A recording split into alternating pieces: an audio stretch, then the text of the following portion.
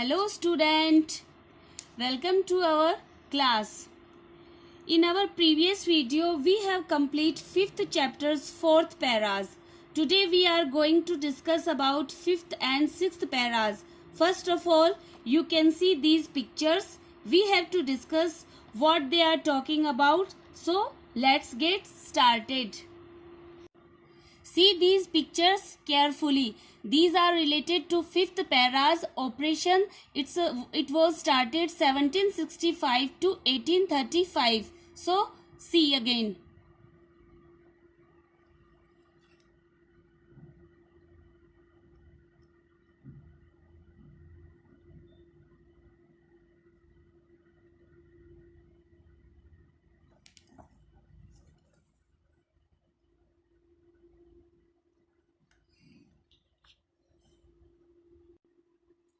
So see, operation means suppression, daman. It was started 1765 to 1835. But the British continued to oppress Indians. कि जो उनका British का था वो अपने जो सिटीजन्स थे दैट टाइम्स उनका दबाव उनका दमन करना उनका जारी था. इन 1818 they had passed regulation third. और उन्होंने क्या किया? रेगुलेशन थर्ड मीन्स एक्ट और लॉ, एक कानून लेकर आए जिससे 1818 में, और उसके द्वारा उसको पास करने के बाद वो लगातार कंटिन्यू उनका पजेश कर रहे थे, सप्रेशन कर रहे थे, उनका दमन कर रहे थे. अंडर इट, इस रेगुलेशन एक्ट के तहत an Indian could be gelled without trial in a court. Trial means होता है कोर्ट हियरिंग, जहां सुनवाई की जाती है. तो इस रेगुलेशन एक्ट थर्ड के तहत क्या हुआ कि वो लोग विदाउट उनकी ट्रायल करने के बाद, विदाउट उनकी जो कोर्ट में पेशी करने से पहले ही उनको जेलों में डाल देते थे. All the time British officers in India drew big salaries and also made fortunes in private business. और उस टाइम क्या होता था? ऑल द टाइम ब्रिटिश, कि जो सभी जो ब्रिटिश ऑफिसर थे इंडिया के अंदर, ड्रू मीन्स गोट, प्राप्त करना, बिग यू ऑल नो, बड़ा. सैलरीज मीन्स होता है मंथली पेमेंट, जिसको कोई वर्क करता है और उसको अपनी सर्विस के लिए मंथली पेमेंट फॉर सर्विस, अपनी सर्विस के लिए जो पेमेंट किया जाता है. Salaries means you can say वेतन. And also made fortunes. Fortunes means होता है वेल्थ, यू कैन से धन. एंड प्राइवेट, पर्सनल, निजी. तो वो जो ब्रिटिश लोग थे वो अपने इंडिया के अंदर रहकर बहुत बड़ी मात्रा में सैलरी ले रहे थे. और आल्सो मेड फॉर्च्यून, और उनकी जो वेल्थ थी वो बना रहे थे इन प्राइवेट बिजनेस, और अपनी जो उनकी जो प्राइवेट वेल्थ थी उनसे वो अपना बिजनेस बढ़ा रहे थे. By 1829 Britain was exporting British goods worth 7 crore rupees to India. यहाँ तक ही वो स्टॉप नहीं हुए. फर्दर उन्होंने क्या 1829 में उन्होंने क्या किया कि जो ब्रिटेन से वो एक्सपोर्टिंग करने लगे. एक्सपोर्टिंग मीन्स होता है सेंडिंग अब्रोड, की निर्यात करना अपनी गुड्स का. गुड्स मीन्स माल. जो ब्रिटिश उनका जो गुड्स था, माल था, और जो जिसकी वर्थ थी 7 करोड़ रुपीज, वो इंडिया को 7 करोड़ रुपीज का माल उन्होंने भेज दिया. And you can say costing, worth means होता है कॉस्टिंग, या another word you can say having a particular value. जो एक उसकी जो गुड्स की जो वैल्यू थी वो 7 करोड़ थी जो इंडिया को चुकानी थी. The British prospered on the company's loot while Indian industries began to die. इसका कंक्लूजन, इसका रिजल्ट क्या हुआ कि 7 करोड़ रुपीस का वो माल इंडिया को दे रहे थे, लगातार कंटिन्यूस वो एक्सपोर्टिंग कर रहे थे. इससे क्या हुआ कि जो ब्रिटिश प्रॉस्पेरिड है, जो उसकी है ना बिकेम रिच, कि जो ब्रिटिश थे वो रिच होते जा रहे थे, उनकी जो कंपनीज में लूट मचा रहे थे अपने इंडिया से. और वाइल जबकि जो इंडियन इंडस्ट्रीज थी वो डिस्ट्रॉय हो चुकी थी, बंद के कगार पे आ गई थी, उनको बंद करना पड़ा था. Governor general Bentinck reported back home. अब एक हमारे जो इंडिया के अंदर एक जो जर्नल आते हैं, गवर्नर जनरल आते हैं, उनका नाम है बेंटिंग, और वो अपने वापस वहाँ रिपोर्ट करते हैं और वो कहते हैं कि the bones of cotton weavers, weavers होता है क्लॉथ मेकर्स यूजिंग लूम्स, कि जो सूत काटने वाले जुलाहे होते हैं वो उनकी जो हड्डी है are bleaching the plains of India, कि जो सूत काटने वाले जो जुलाहे हैं उनकी जो हड्डी है वो बदरंगे हो गए हैं। ब्लीचिंग मीन्स डिसकलरिंग हो गए हैं, और वो इंडिया को जो प्लेन्स है उनके जो मैदान हैं, प्लेन्स मीन्स होता है prosperous region of India, here is used prosperous region of India. तो कि जो समृद्धिशाली जो इंडिया की क्षेत्र है वो जो ये वेवर्स है इनसे बेदरंग होते जा रहे हैं, तो इनको हमें स्टॉप करना होगा। So my dear student, our 5th para completed. Now we will start 6th para. First of all you can see these pictures. You can see these pictures carefully, okay, one by one. Here is dissatisfactions, 6th para. It was started 1835 to 56.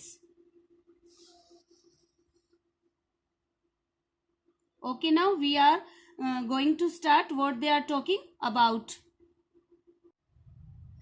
Dissatisfaction, you can say असंतुष्ट, और ये dissatisfaction का जो timing था वो था 1835 to 1856।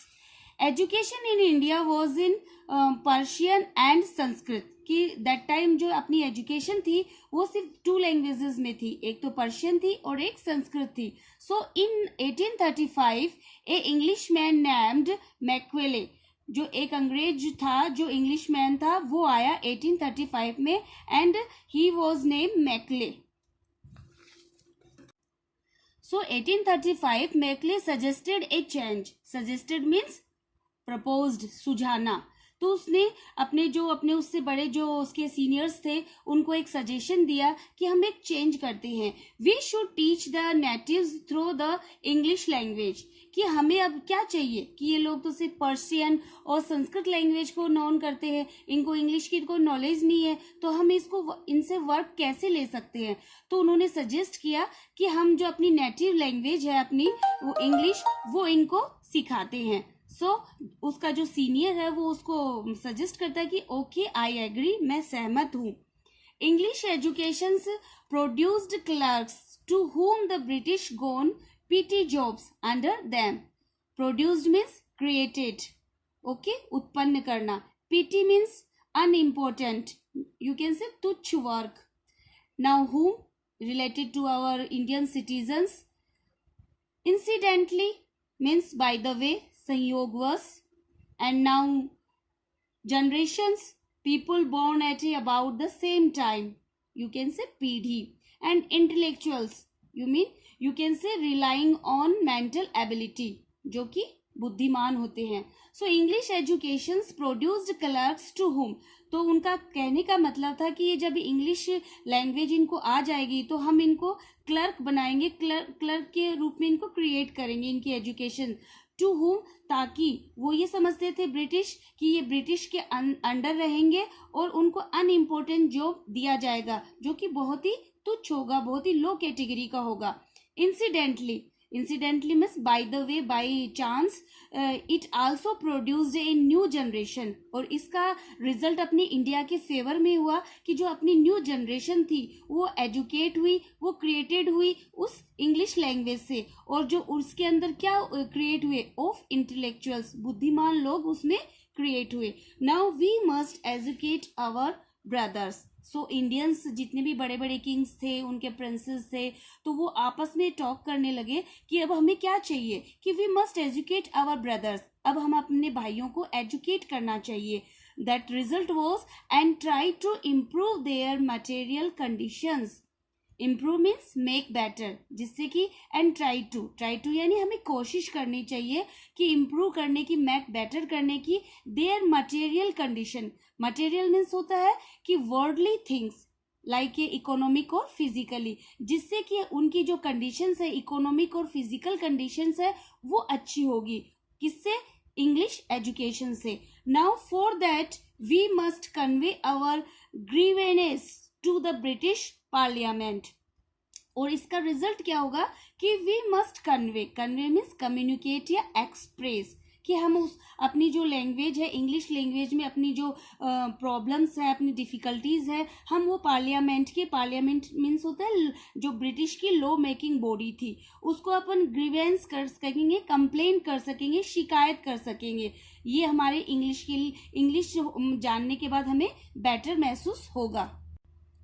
By 1856, British had conquered the whole of India.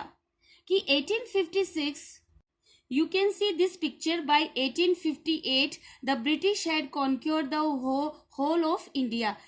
This is a states British area कि जो पूरे जो अपना इंडिया की जो ब्रिटिश एरिया थे उन्होंने उनमें विक्ट्रीज हासिल कर ली थी, अपने जो होल इंडिया है उसके ऊपर उन्होंने डिफीट कर लिया था, विक्ट्रीज गेन कर ली थी।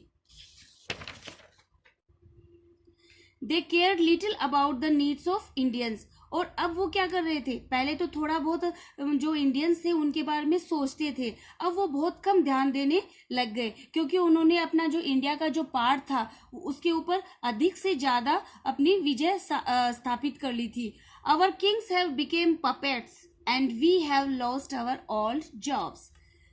पपेट मीन्स होता है my dear student people not taking own decision, कि ऐसे लोग जिनके अपना खुद का डिसीजन नहीं होता है या कंट्रोल्ड ऑफ अदर्स, या जो दूसरों के हाथ की कठपुतली होती है, यू कैन से पपेट्स। तो जो हमारे राजा थे वो पपेट्स बन चुके थे। And we have lost our old jobs, और जो अंग्रेजों ने हमें एक एजुकेशन देके इंग्लिश की जो क्लरिकल जो जॉब दिया था वो भी हमसे छीन लिया था। नाउ जो सिटीजन्स थे इंडियन सिटीजन्स वो बात करते हैं एंड लैंड्स, और हमारी जो लैंड्स थी वो भी उन्होंने छीन ली थी। They are converting our brothers, converting means होता है चेंजिंग रिलीजन, कि वो क्या करते जा रहे थे, जो ब्रिटिश थे जो हमारे भाई थे उनका धर्म भी वो चेंज करते जा रहे थे। यू ओनली टॉक, तो आपस में वो सिटीजन्स जो इंडियन सिटीजन्स है वो बात करते हैं कि यू ओनली टॉक, सिर्फ तुम केवल बात करते रह जाओगे। डू समथिंग, हमें कुछ करना चाहिए। To drive them out, drive out means होता है कि टर्न आउट फोर्सिबली, कि हमें अब शक्ति से हमें जो हमारा छीन लिया गया है उसको हमें वापस गेन करना है। सिर्फ बातों से ही टाइम स्पेंड नहीं करना है, अब हमें कुछ करना पड़ेगा और जो ब्रिटिशर्स हैं इनको अपने इंडिया से उखाड़ फेंकना पड़ेगा। So my dear student, remaining part we will discuss in our next video. Till now have a nice day.